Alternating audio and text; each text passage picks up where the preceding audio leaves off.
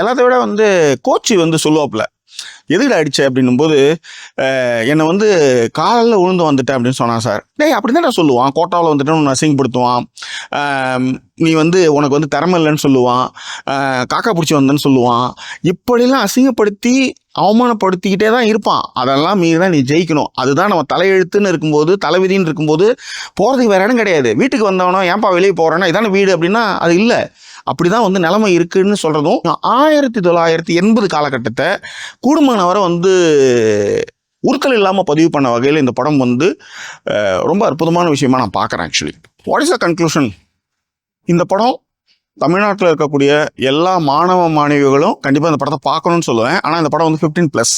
ஏன்னா அதீதமான வன்முறை இருக்கிறது மிக முக்கிய காரணம். அதனால் 11 வயசுக்கு மேற்பட்ட மாணவ மாணவிகள் இந்த படத்தை நீங்கள் கண்டிப்பாக பார்க்கலாம். நம்மளை மாதிரி ஒரு பையன், திறமையாக இருக்கிற ஒரு பையன் மேலே வரதுக்கு எவ்வளோலாம் கஷ்டப்பட்டு வரான், அதில் பிறப்பின் அடிப்படையில் உருவாக்கப்பட்ட ஒரு விஷயத்துக்கு அவன் எவ்வளோலாம் வந்து சாக்ரிஃபைஸ் பண்ணுறான் அப்படின்றதையும், சொகுசாக உயர் ஜாதியில் பிறந்துட்டோன்றதெல்லாம் பெருமை கிடையாது. ஆனால் இந்த மாதிரி கஷ்டப்பட்டு மேலே வர்றதுன்றது சாதாரண விஷயம் கிடையாது. ரைட்.